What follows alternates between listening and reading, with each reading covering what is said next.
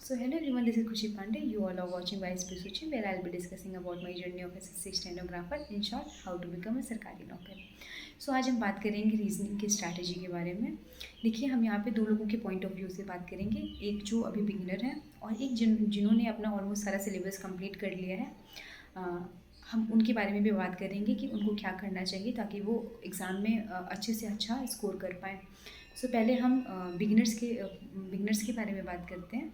देखिए, अगर आप बिगिनर हैं तो आपको सबसे पहली चीज़ करनी है कि आपको आपके सिलेबस के बारे में पता होना चाहिए. इसके लिए आप गूगल से सिलेबस अपना डाउनलोड कर सकते हैं या फिर मैं आपको यहीं कहीं पे पेस्ट कर दूँगी जो जिससे आपको थोड़ा हेल्प मिल सके.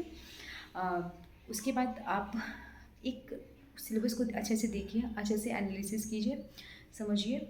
उसके बाद एक आप टाइम बाउंड शेड्यूल बनाइए कि जैसे मान लीजिए आपके पास 15 चैप्टर्स हैं तो आप उसके लिए 2 महीने का मैं आपको मैक्सिमम मैं कह रही हूँ कि आप थोड़ा ज़्यादा टाइम लीजिए, लेकिन आप जो चैप्टर ख़त्म कीजिए उसको उस पर कमांड रहे आपका. अगर आप बहुत रश करेंगे कि नहीं मतलब 15 चैप्टर्स ही हैं, मैं एक एक दिन में ख़त्म कर दूँगा, तो देखिए आपका सिलेबस तो कंप्लीट हो जाएगा लेकिन आप रहेंगे उसी पॉइंट पे.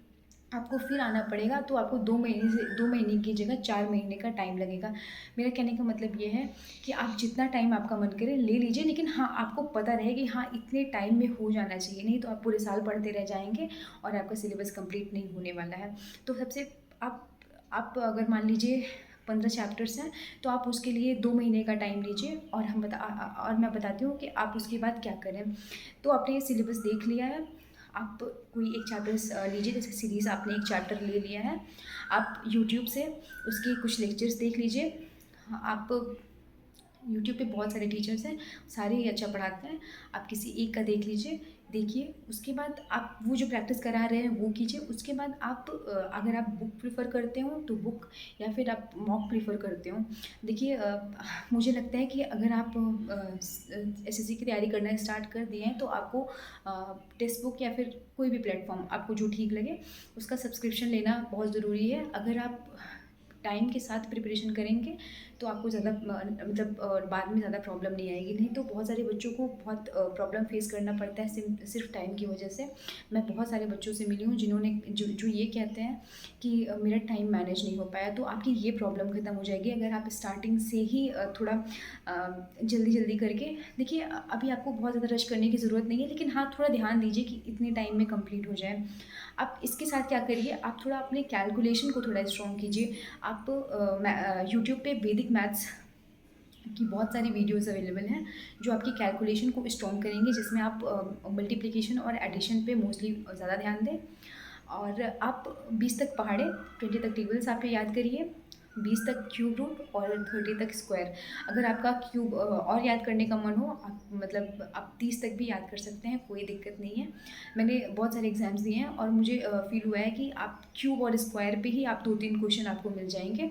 इसीलिए आपको क्यूब और स्क्वायर याद करना बहुत ज़रूरी है. आपको देख के पता चल जाना चाहिए कि हाँ, ये इसका स्क्वायर रूट है, ये इसका क्यूब रूट है. आप इतना कीजिए. उसके बाद आप हर चैप्टर के कम से कम 200-300 क्वेश्चन तो आप करिए ही. आप एक चैप्टर के लिए 3 दिन का टाइम लीजिए, लेकिन उसे अच्छे से करिए, ठीक है.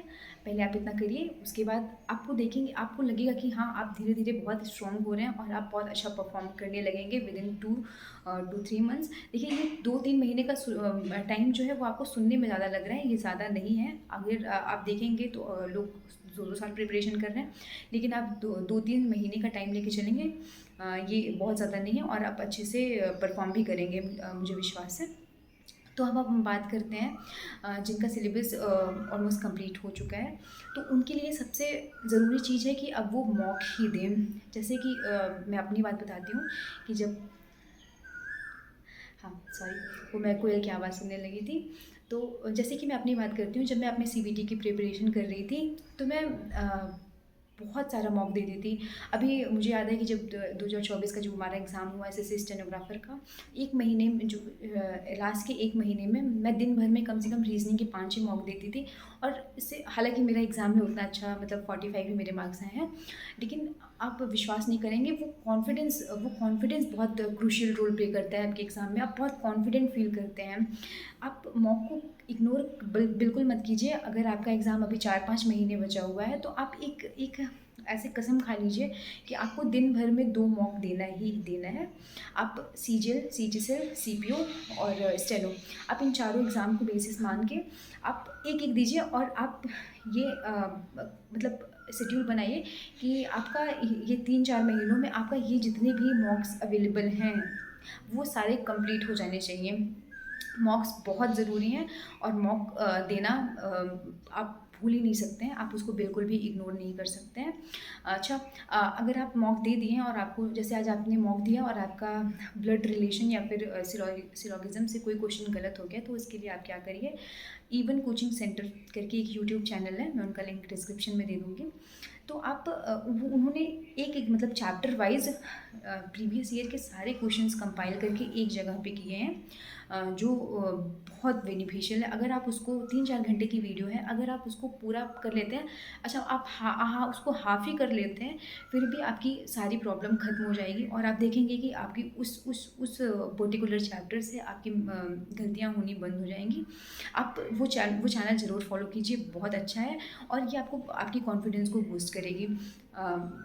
आप कोई और भी मतलब जैसे मान लीजिए अगर आपको उनका नहीं समझ में आ रहा है, तो मैं आपको एक ऐसे रेफ़रेंस दे रही हूँ। आप किसी को भी फ़ॉलो कर सकते हैं, लेकिन क्वेश्चंस गलत होने पे उसके बाद आप उस पे एटलीस्ट 200 क्वेश्चंस तो ज़रूर सॉल्व कीजिए। सो ये थी मेरी स्ट्रैटेजी। अ, देखिए, आपको हो सकता है ये थोड़ा-सा ऐसे अजीब-सा लगे, लेकिन ये मेरा खुद मतलब मैंने ऐसे ही किया है। एंड आप मेरे मार्क्स दे सकते हैं, अच्छे हैं। और देखिए, ये मुझे ज़्यादा भटकना नहीं पड़ा था। एक्चुअली माय भैया who was also preparing for SSC examination and he is now working as an stenographer in income tax.